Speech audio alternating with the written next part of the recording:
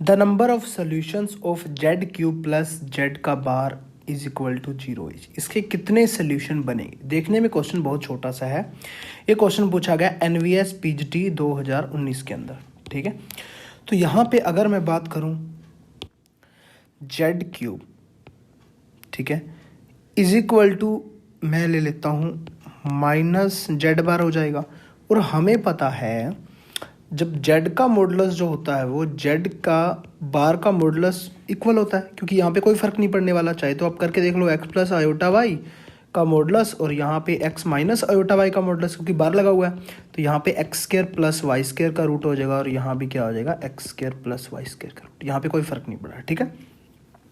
तो both side मैंने क्या किया, मॉडुलस लगा दिया, मॉडुलस का क्यूब आ गया और यहाँ भी माइनस जेड का मॉडुलस का क्यूब।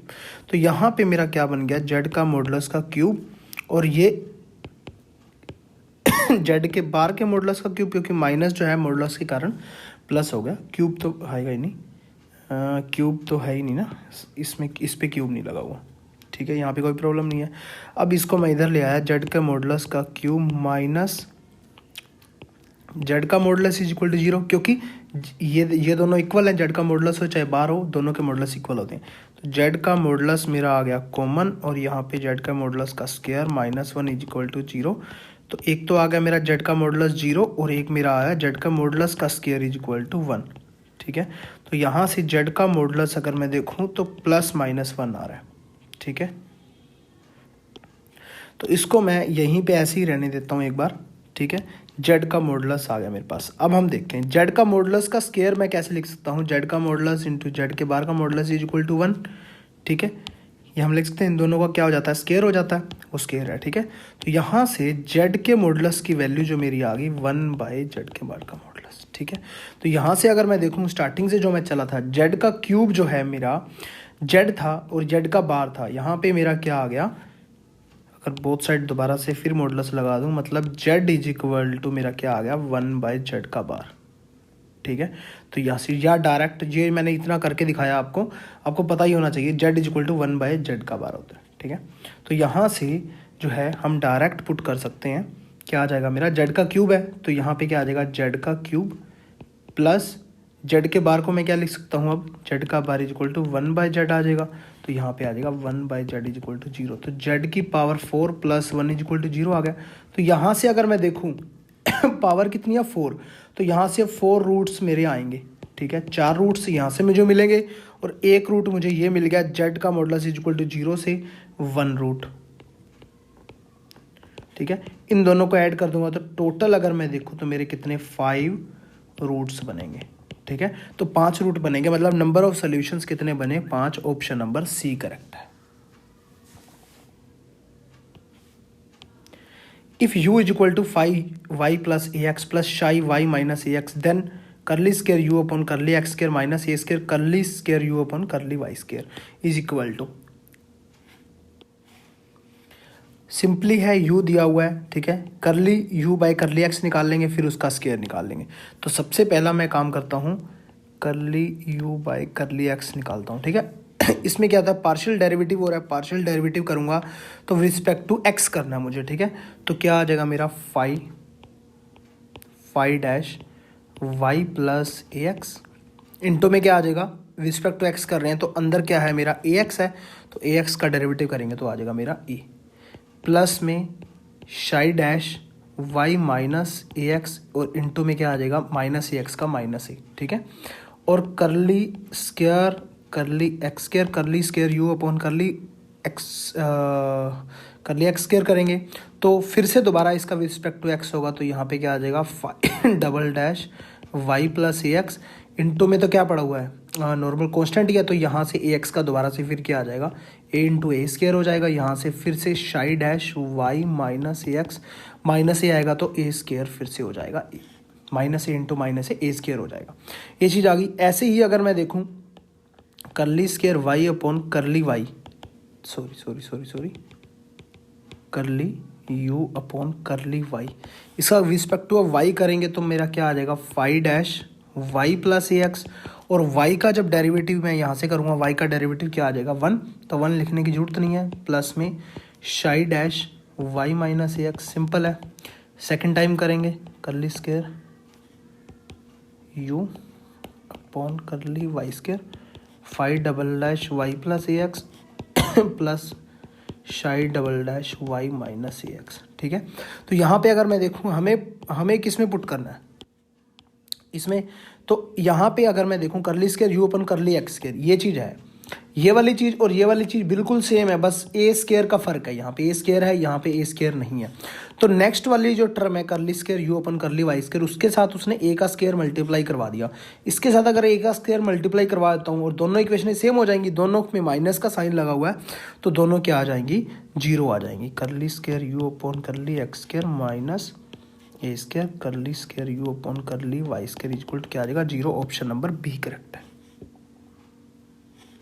और उम्मीद है कि आपको एप्लीकेशन मिशन DSSB के अंदर आपको बहुत ही अच्छे से सब कुछ ऑर्गेनाइज्ड वे से मिल रहा है और आपकी तैयारी बहुत ही अच्छे लेवल की चल रही होगी। All the very best. If u is equal to sine inverse then x curly u upon curly x plus y curly u upon curly y equal to, देखिए इसके अंदर होता क्या है पहले मैं आपको बता देता हूँ। यहाँ पे हमारे पास एक ऑयलर थ्योरम होती है।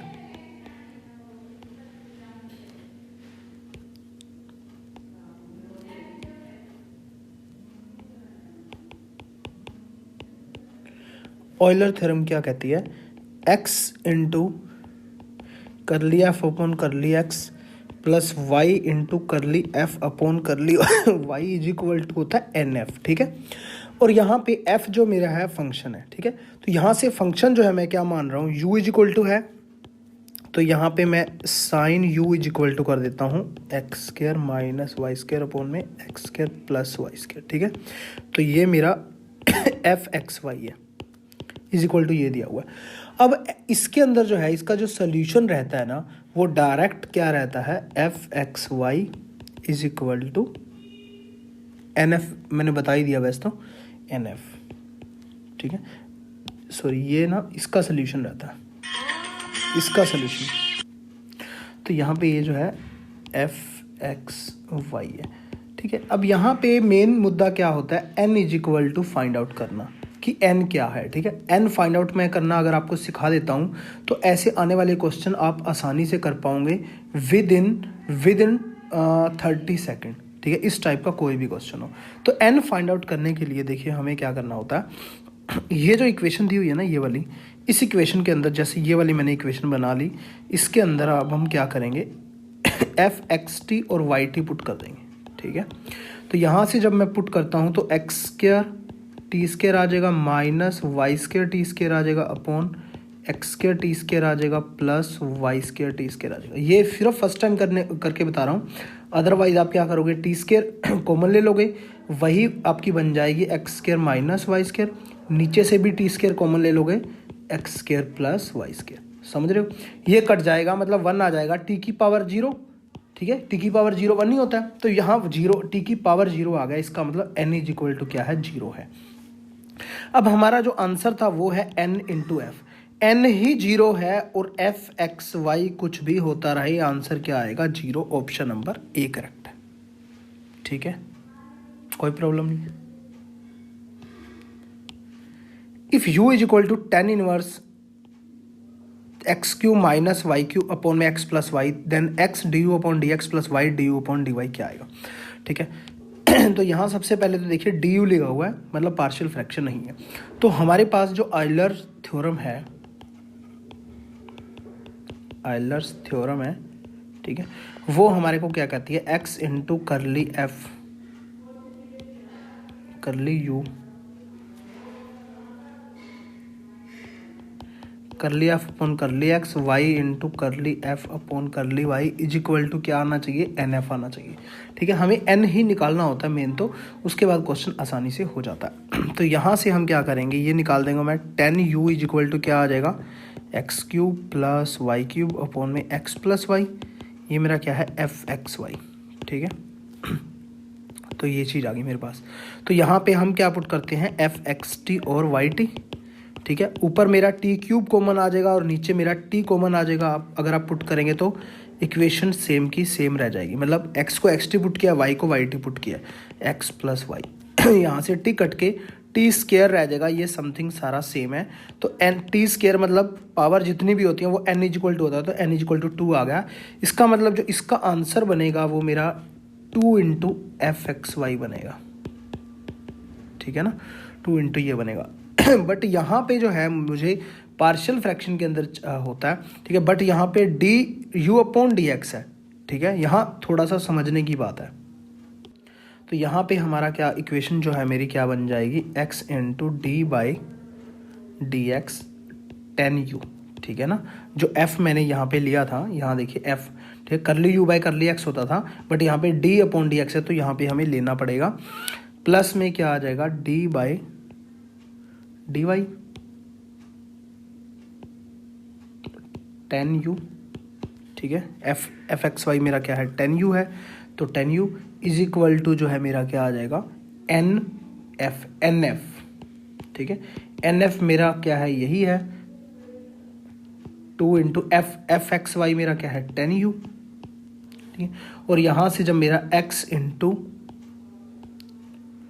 D u by d x plus Y into d u by d y हो जाएगा, और यहाँ से जो मेरा 10u का आया जब इसका जब मैंने डेरिवेटिव किया, क्योंकि 10u का पहले डेरिवेटिव करेंगे क्या आएगा, सेकंड स्क्वायर u इंटू में D u by d x है, वो मैंने कॉमन ले लिया बाहर, और यहाँ भी सेकंड स्क्वायर आएगा, वो भी मैंने बाहर कॉमन ले लिया।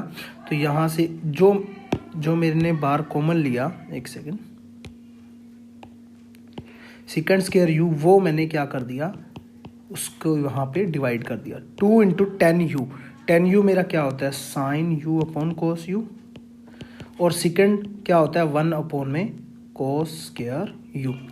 एक कोस से कोस कट जाएगा, तो यहाँ पे मेरा क्या आ जाएगा, 2 साइन यू इंटू में कोस यू, एक कोस से एक कोस कट जाएगा, तो यहाँ पे मेरा क्या आया, साइन 2u मेरा आंसर है। ऑप्शन नंबर अगर मैं देखूँ ए करेक्ट है।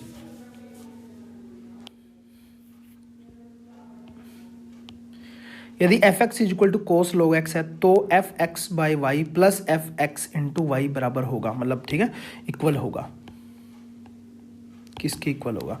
तो यहाँ अगर आप देखेंगे एफ एक्स दिया हुआ है, ठीक है, तो एफ एक्स बाई वाई करना है, तो अगर मैं एफ एक्स बाई वाई कर देता हूँ तो यहाँ पे मेरे पास क्या आ जाता है, कोस लॉग एक्स को मैंने क्या पुट किया, एक्स बाई वाई, ठीक है, ये चीज आ गई। अब लॉग एम बाई एन जो मेरे पास क्या होता है, log m minus log n, और लॉग एम एन क्या होता है, log m plus log n, ठीक है। तो यहाँ पे मेरा क्या आ गया, कोस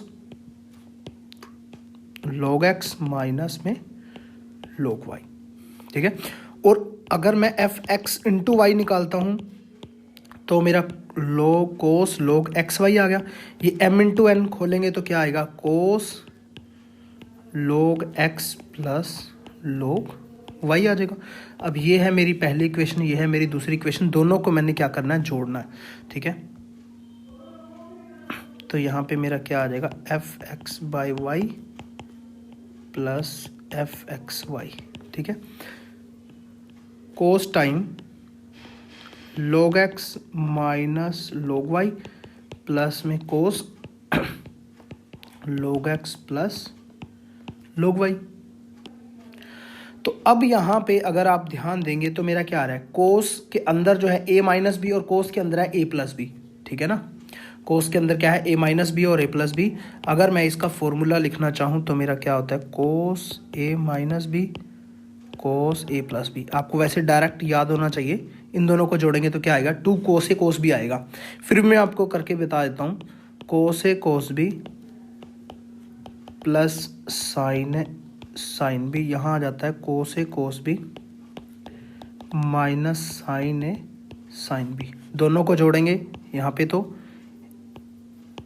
कोस A minus B cos A plus B is equal to, ये दोनों कट जाएंगे तो 2 कोस ए कोस बी आ जाएगा, ठीक है। तो यहाँ पे अगर मैं देखूँ 2 क्या आ गया, 2 कोस ए मेरा क्या है, log x, ठीक है, कोस बी मेरा क्या है, log y, ठीक है, ये मेरा आ गया। तो इसका मतलब अगर मैं आप देखूं इक्वेशन के अंदर अगर हम देखें तो यहाँ पे देखिए कोस लोग एक्स क्या है मेरा एफ एक्स है और वाई पुट कर देंगे तो कोस लोग वाई बन जाएगा। तो F x into F Y आ गया ना, यहाँ से क्या आ गया मेरा 2 टाइम एफ एक्स इंटू में एफ वाई। तो अगर मैं आंसर देखूं तो मेरा कौन सा करेक्ट है, ऑप्शन नंबर डी करेक्ट है, 2 F x into F Y.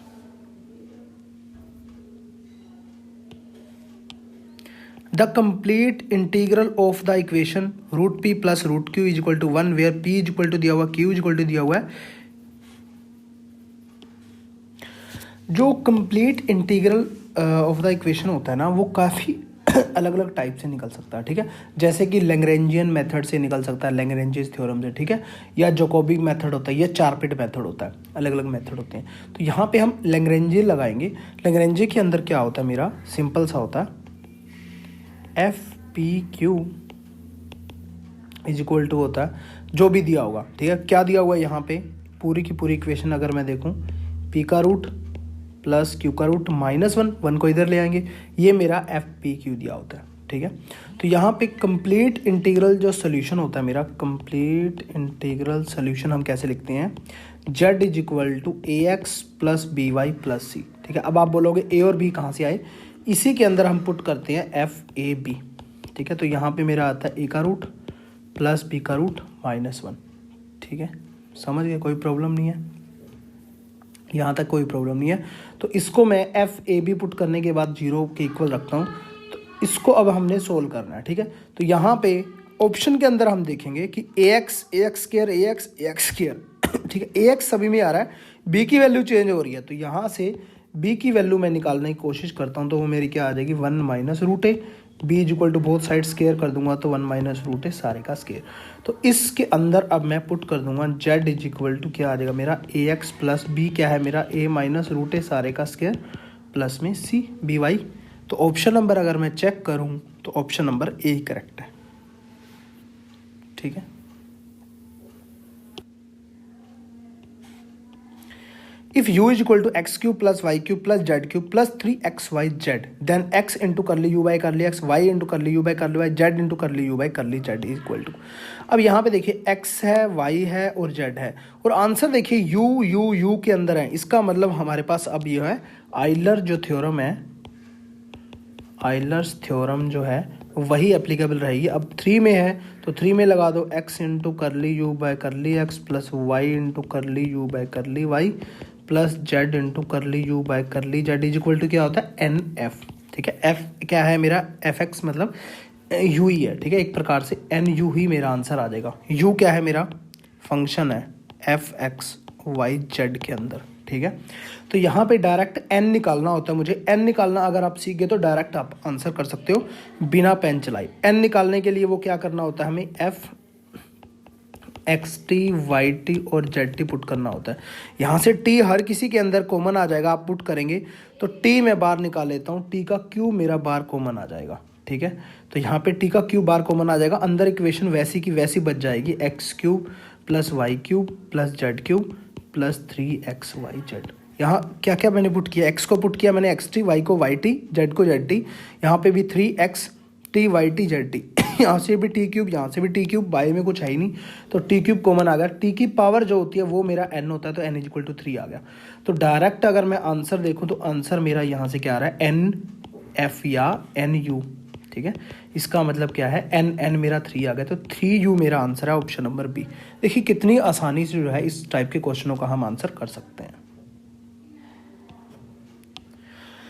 If f का bar is a differentiable point vector function and its second order partial derivative exist, then del cross F is equal, यहाँ पे थोड़ा सा आपको changes करना है, del dot दिया हुआ है, ठीक है, यहाँ पे डेल डॉट दिया हुआ है, डेल डॉट एफ का बार माइनस टी का बार, देन टी का बार क्या आएगा। तो यहाँ पे अगर मैं सिंपली देखता हूँ हमारे पास ए क्रॉस बी क्रॉस सी जो होता है वेक्टर के अंदर, ट्रिपल प्रोडक्ट जो होती है वो होती है A C B minus A B C, ठीक है, A dot C B bracket minus A dot B into में सी। तो यहाँ पे इसको अगर मैं सोल्व करता हूँ डेल क्रॉस एफ को, ठीक है, यहाँ पे बार है, ठीक है, बार है मतलब वेक्टर नहीं है, बार है। तो यहाँ पे ए सी बी होता है, ए ये रहा, सी ये रहा, बी ये रहा, तो ये मेरा क्या आ जाएगा डेल डॉट एफ इंटू में आ जाएगा del minus A B C del into में एफ, ठीक है। तो यहाँ से डेल ये ए बी वेक्टर के अंदर ए बी को बी ए बी लिख सकते हैं, कोई खास बात नहीं है। तो डेल यहाँ पे आ गया और डेल डॉट एफ रह गया, ठीक है, बार है ये एफ का, माइनस में ये डेल का स्केयर हो गया और यहाँ पे एफ का बार रह गया, एफ का बार है। तो अब ये किसके साथ कंपेयर करना है, ठीक है, इसको किसके इक्वल रखना है वो हम रखते हैं। इसको इक्वल जो है यहाँ पे मैं पहले इसको इधर लिख रहा हूँ डेल डॉट नहीं